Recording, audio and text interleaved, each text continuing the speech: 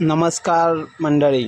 महाराष्ट्राची लाडकी बहीण बहुतेक जणांना बँकेकडून आपल्या खात्यामध्ये पैसे जमा झालेले आहेत, परंतु अशा काही महिला भगिनींनी आहेत ज्यांना अजूनही बँकेत पैसे झाले नाहीत. त्यांनी आपल्या गुगलवरती जाऊन माय आधार लॉग इन करायचं आहे व अशा प्रकारे लॉग इन येईल व लॉग इन केल्यानंतर आपल्याला समोरच्या पेजद्वारे इंटर आधार कार्ड नंबर, जो आपला आधार कार्ड नंबर आहे तो टाईप करायचा आहे व आधार कार्डवरती जो नंबर आपला लिंक झालेला आहे तो लिंकवरती आपल्याला OTP येईल.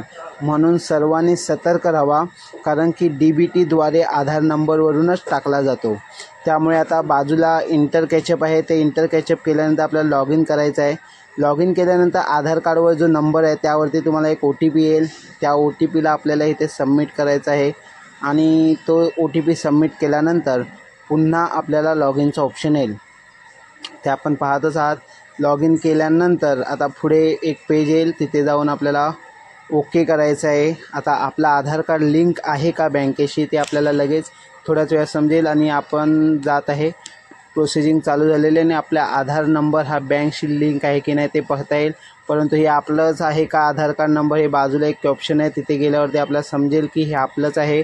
ओके. आता आपल्याला बँकिंग सेंडिंग स्टेटसवरती जाऊन क्लिक करायचं आहे. तिथे गेल्यानंतर आपला आधार कार्ड बँकशी ॲक्टिव्ह आहे का, तर इथे ॲक्टिव्ह दाखवत आहे. तर अशा प्रकारे तुमचंही बँक आधार हे बँकशी ॲक्टिव्ह आहे, म्हणजे आपला NPCI लिंक असेल तरच हे शासकीय अनुदान आपल्याला मिळणार. आणि सर्व महिलांना सतर्क राहण्याची गरज आहे आणि आपलं आधार कार्ड बँकेशी लिंक आहे की नाही ते आजच्या आत पाहून घ्या. आणि व्हिडिओ आवडला असेल तर नक्कीच लाईक करा.